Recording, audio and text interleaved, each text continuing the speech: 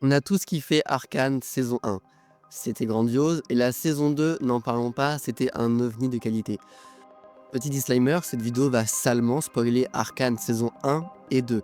Donc si vous n'avez pas encore vu la saison 2, et ce que vous faites là, vous avez plus de retard que moi, donc dépêchez-vous s'il vous plaît. Et si vous n'avez même pas vu la série en général, bah allez-y, franchement, ne ratez pas ça, c'est un ovni de qualité. On a rarement des séries comme ça, surtout d'animation française, donc allez-y. Aujourd'hui, j'aimerais vous parler d'un personnage en particulier, Echo.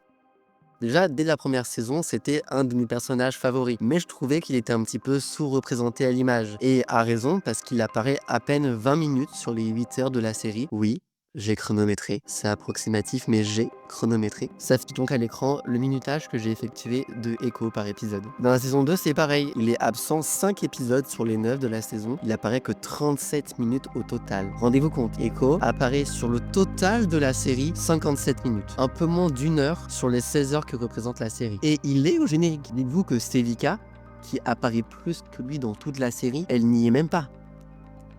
Pauvre Celica. Alors évidemment, c'est pas anodin. Echo, il a une importance majeure. Sans lui, l'intrigue même de Arcane est inexistante. Les moins vifs auront loupé ce détail. Hey, so how'd you find that place anyway? This weirdo came into the shop. Sans Echo, tout ça, bah ça a pas lieu. Et ce qui est encore plus fort, c'est que l'intrigue commence par Echo, mais se termine par Echo. Est-ce qu'on peut dire que ça fait écho? Qu'est-ce que c'est drôle, putain. Pardon, c'est vraiment très sans rire. Regardez-moi cette manière héroïque avec laquelle Echo a sauvé la situation.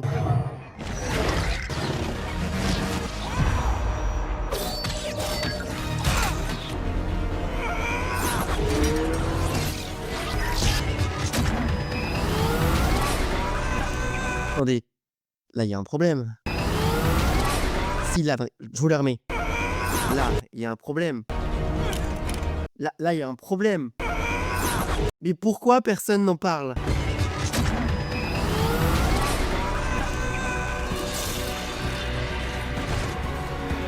Ça n'aura échappé à personne, mais Echo, il a le pouvoir de remonter dans le temps de 4 secondes. Mais évidemment, son pouvoir sort pas de nulle part.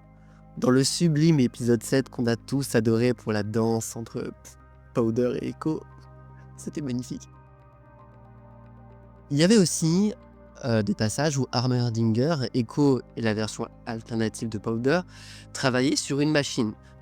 Ils ont utilisé la rune d'accélération de Jace avec des morceaux de gemmes Hextech pour créer une nouvelle anomalie, une anomalie temporelle qui remonte le temps. Lors de leurs essais pour voir la durée maximum de leur machine, il se passe ça.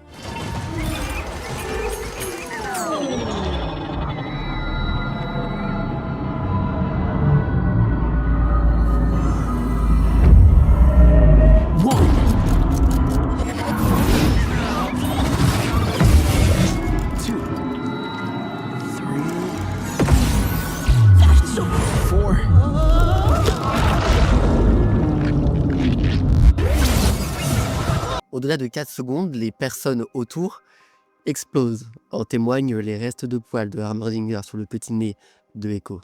Donc on sait maintenant que Echo il a un pouvoir super qui lui permet de remonter le temps, mais avec une limite qui ne peut être changée de 4 secondes. Alors pourquoi, lors du grand combat final, lorsque Echo nous fait une prestation de malade pour sauver Piltover et au passage tout Runeterra, soyons d'accord, pourquoi lorsqu'il utilise son Z-Drive à plus de 4 secondes, il ne se passe pas ça?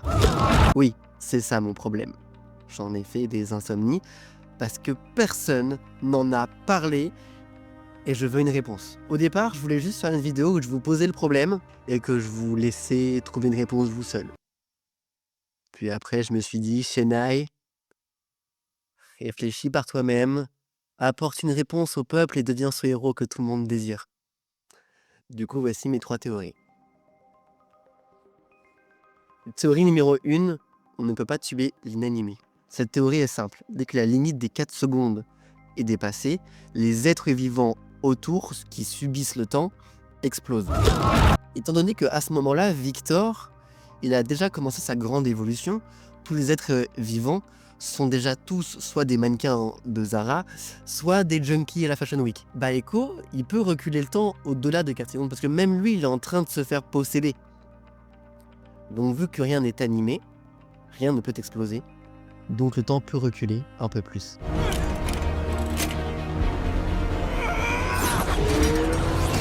Deuxième théorie, c'est que plus et moins égale rien.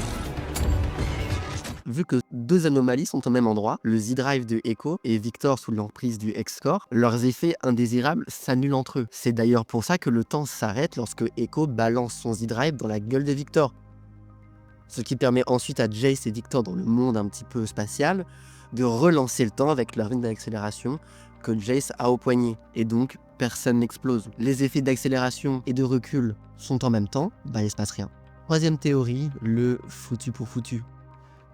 C'est la dernière hypothèse qui est plus ou moins la plus simple. En gros, vu que tout le monde est déjà sous l'emprise de Victor et de sa grande évolution, c'était le dernier espoir. Même si c'était un risque, Echo s'est dit, bah j'active mon Z-Drive à plus de 4 secondes, et au pire tout le monde explose, mais tout le monde est déjà plus ou moins mort. Il s'est juste dit, sur un malentendu, ça peut passer, et c'est passé. Merci de m'avoir écouté et d'avoir regardé la vidéo jusqu'au bout.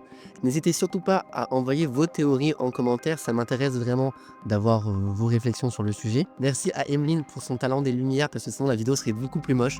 Donc merci Emeline, derrière la caméra. À vous abonner, à liker, partager, commenter évidemment. Et on se retrouve très vite pour une prochaine vidéo. Bye. Oh le bail à l'époque. Bye man. Non, souvent, non, souvent je fais dans mes vidéos, même sur Insta, je fais genre bisouille. Non. Moi, je veux un bêtisier à la fin. Extrêmement, tu bugs à bas de doute. Shrek. Coupé.